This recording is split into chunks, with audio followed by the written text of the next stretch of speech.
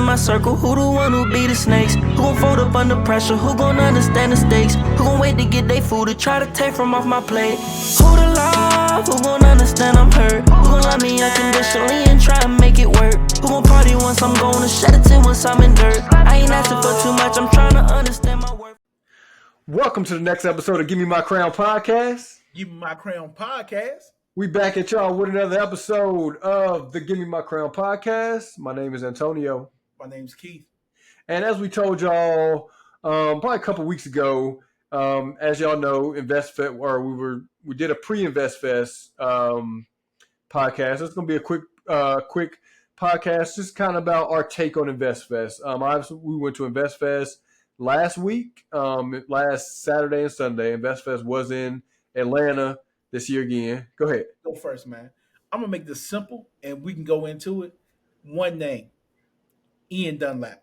Go ahead. Yeah, so Ian Dunlap, he single-handedly this year, I think, he gave out the most gems, and I think I don't know if I want to use the word saved, but he definitely, because we went to the first, we went Saturday and Sunday. Saturday was like, it wasn't really all that, but then Sunday, even when you had people like Don Peoples did an excellent job. Had a bunch of other people that spoke that did a great job. The student loan lady did a good job. Yes. Ross Mack did a good job. But Ian Dunlap came out and he dropped some gems. Not only gems, man. He had the PowerPoints. He gave you stuff to do, follow up. You know what I'm saying? Yes. And then it was like, okay, this is my playbook. I'm giving you a portion of my playbook for free. Yep. Anybody who know about him, he got Red Panda. Red Panda it's a little bit of bread, but seeing it live makes you say, I'll pay for it. Oh yeah, because like you said, a lot of people came out there was giving their story. Yeah. Like they're telling, hey, this is how I got to where I got to. This is how I grew up. This is the jobs I had.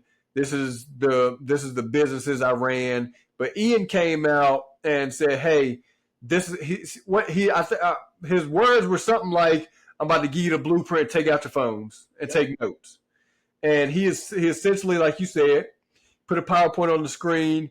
He essentially gave you the stock game on stocks and trades and how he has made money, because he has a 93, 94% success rate, which is ridiculous when it comes to a person who's not tied to any institution.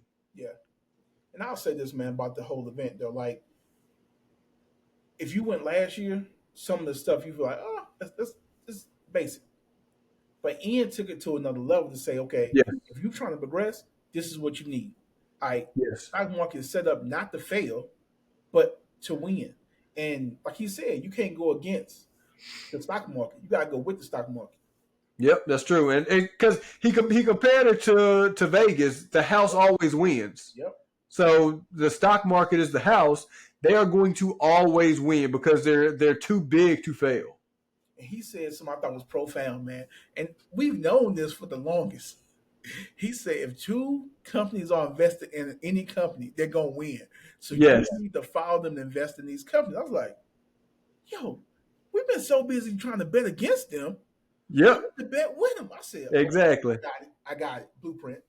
Yeah, because he said if both of these invest in something, it's a surefire. It's a winner, man. Yes, and like you said, the way he got up there and just put up the PowerPoint, he told you when he first got there, he said, take out your phone.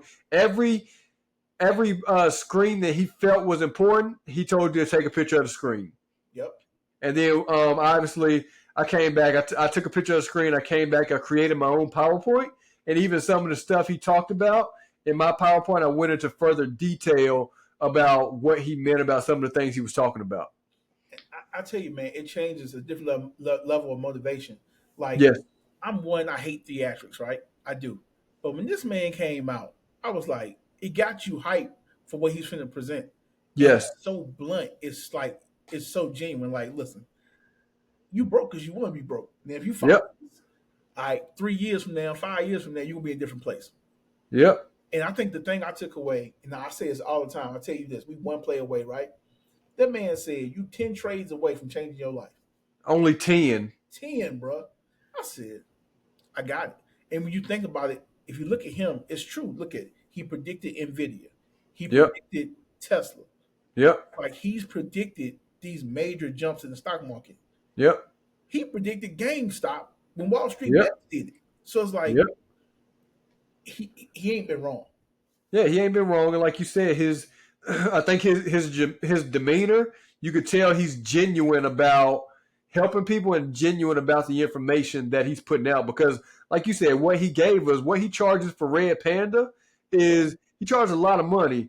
And when he came out there and essentially gave you the blueprint, obviously you got to do your own research and know your own companies. But he gave you the blueprint of how he wins. Yep. And like you said, he wins 90, 93, 94% of the time. Yeah. And like not only did he do that, he gave us future predictions on like the economy. Yes. Okay, listen, this is gonna happen in this time period. Now if he right, that's even more reason he got more people that's gonna follow him. Yep. But if you also look at what he's predicting about the economy, you got other people saying the same thing too. That's true. But think about it. Like I went back and looked at last year's InvestFest. Yeah. Kathy Woods, I can't remember the other guy's name. They kind of on par. It was like 2 to 3 years. Yep. Happened. They said the exact same thing. Yep. So I think it was like you said, I think I would go back to InvestFest again just to hear him talk. You know what? I would literally, if he had an event, go just see. Oh him. Yeah. I definitely would. I would pay money to go see him at an event because I think it would be what he gave you, and because he gave all that information in an hour. Yes.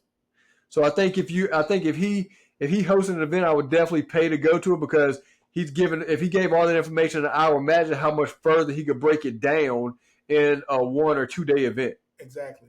And I say this, man, like I've seen Eric Thomas, right? I've seen different people like so CJ with Eric Thomas and Ian, I put them in the same category now. Yeah. You know. Because he rolls with EYL, of course, they're Market Mondays. Yeah. He's the one up there giving the gems on Market Mondays. Yep. Obviously Troy and Rashad are good at what they do too. Because Rashad is obviously a financial advisor and Troy was a teacher. So they're good at working together and then bringing Ian into it as like as almost like a third wheel type deal, who's giving you the gems to the stock market. Yep. But I definitely think it was a success. We definitely networked like we always do. Went to Cam Newton's cigar bar fellowship, and had business conversations there about the way we see things going with our brand, with our podcast, with our personal businesses. It's just it's just when you, because my thing that I took from it, when Ian said you're one play away or 10 trades away from a life from life changing money, like that puts you in a whole new mindset, like, and you sit back and think about it, like, yo, I really am 10 trades away. Because if you think about it, go ahead. I was gonna say, because if you think about it, when you say it's 10 trades away, you're also looking at what we talked about before, $1,000 10 times, or $1,000 doubled 10 times is $1 million. Yep. So if you put that same mindset to trading, it's essentially the same thing. And I'm gonna kind of double back a little bit. So how the things went. So first day comes and it's like, and then me and you start having business conversations outside of InvestFest. So this is what, Friday night? Saturday night. So we having conversations. It's like, you know what, we think about what's the betterment of the brand, what's the betterment of our personal lives, personal business as men as a whole, right? Yeah. So then it's like we're geared, already ready for what he was going to present. Yes. So I feel like we were in a space to like, we were extra receptive of it, because sometimes like it was people in there that didn't really think it was as meaningful as it was. But I'm like, he giving a whole playbook on how to change your life real quick. And yeah, because like you said, we had just talked about it the night before, which was crazy because shoot, we sat at fellowship for what 2.5, 3 hours almost, just talking business. And then let's go back to fellowship, right? What did they say? Like we were not dressed to get in fellowship. Yep. You know what I'm saying? But at first they were like, "No, you can't get in." The guy was like, "Nah, come on in." Yeah. So we were able to be in the atmosphere to talk about the business. Yep. And then, like you said, we met a lot of people, and I think, like you said, them allowing us in, that might have been something telling us something like, hey, this is our time to talk business, because like you said, the vibe in there, like it's like when you walk in, the vibe is just it's hard to explain. It's almost like you get in that business mindset, like, all right, like let's sit back, let's smoke a cigar, let's have some drinks, and let's talk business. Yep.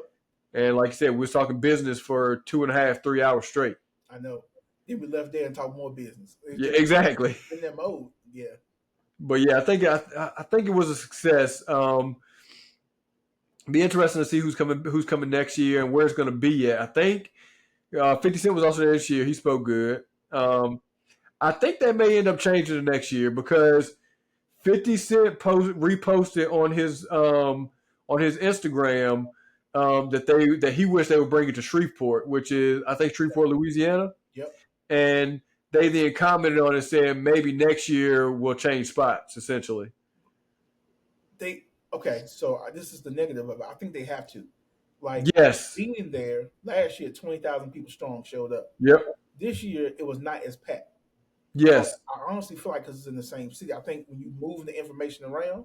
Yep. I think you hit a different market. You do, exactly. Because if you think about it, if you have it in Atlanta, if you got people who live in Atlanta and they like, hey, I went last year, no need to be going again this year. So that's a lot of people you're losing. Yep. So if you move to another bigger city, wherever it is, Houston, LA, like wherever, I think you open up to a whole new market. Yeah. And like I think another thing is like it's not everybody's not there for business. I'm gonna be honest. Correct. Yes. To expand their brand or to build or do whatever. Some people are there for a show. Some people are there for the entertainment. Yep. Versus being there to make money. You know. Yeah, and I like even walking like you could tell some people are just there for the entertainment. Some people are there for matchmaking. Yep. Because like you can 100% see that, and I mean not knocking what they do. Because I mean, if that's what you want to do, by all means, go ahead.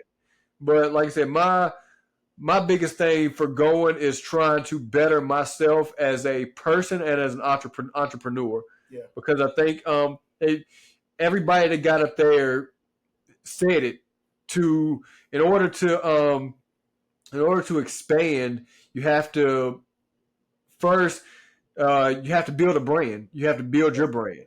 And even like Ian said, because you listen to because when he got up there, he talked about, hey, don't quit your job. You got a bunch of these scammers on Instagram telling you quit your job and go start a business. He said, nah. He said use your career, use your 9 to 5 to fuel yourself, to fuel your brand. Yep. So I strongly believe in that because you're using the money from your 9 to 5 is kind of almost like a safety net. Or money to fuel the brand, because when you start a brand, you start a business, any kind of business, you're going to need money up front and you're going to need money to keep pushing it. So if you don't have support as far as family who has money, if you can't get a loan, if you can't do any of that stuff, use your job to continue to push your brand when you feel like you've made it to a point where your brand can then support itself. If you feel like it's time to leave that 9 to 5, leave that 9 to 5 then and jump straight into the brand. Yep, exactly. One of the speakers did talk about that. I can't remember which one it was. He was talking about how I remember it was the panel with the 2 women and the guy, and he was a cop for a long time, and then once he got bigger, he quit being a cop. Yeah, and that's the same way with Jamal King, because Jamal King used when he was a police officer in Chicago, he used that to fuel his real estate business. Then once the real estate business and his other businesses took off, he then had to leave in order to continue to grow. Yep. So I think that was I think by him getting up there saying that it makes you think like, all right, like like is somebody speaking reality at this point? Because realistically, if you have a family, a lot of times you can't just quit your job and jump into the entrepreneurial world not knowing what's on the other side, especially if you got a wife, kids, you got mouths to feed. Is not plausible at that point. But then when you got him up there who's a millionaire saying, hey, no, use this to fuel this. Yep. And it kind of changes your mindset a little bit. And when you solo, you can make decisions like that sometimes. Like, you know what? Oh yeah. You know. Yeah, if you single, shoot, you can. I mean, you can take risks. You can do like dumb people said, jump off the building and learn how to fix the parachute on the way down. Yeah. But if you, that was fire. It was. Yeah. But if you got kids, you better fix that. If you doing that, you better fix that parachute real quick. Because especially if you got growing kids. Yep, exactly. Yeah. But I think it was. I think overall, I think it was a successful event. I think what we got from it, I think I definitely 100% got my money's worth. I agree, man. I think off Ian alone, I got my money's worth. Yes. The conversation we had, just me and you talking, that was my money's worth for the trip. Exactly. I will say this. Start on time. Yes. Like that was one of the biggest issues. Yeah. They didn't start on time, but it's like once they got started, they were rolling. Yeah. But then it's the point of getting started on time. Exactly. That was a huge issue. Yeah. They did do a lot better getting people in the doors this year. Yeah, they did. They sacrificed security though. They did. Yeah. They did. They definitely sacrificed security, but like last year, I think we stood in line almost 2 hours just to get in the door. And this year, we didn't stand in line at all. We stood in line 5 minutes, if that. Minutes. Yep. But like you said, they sacrificed security, so it's like it's kind of a catch-22. It's like, do you hold people standing in line? Do you sacrifice security? There has to be some way to integrate both, where you can still get people in as fast as you did, but also make sure your security is top tier. Yeah.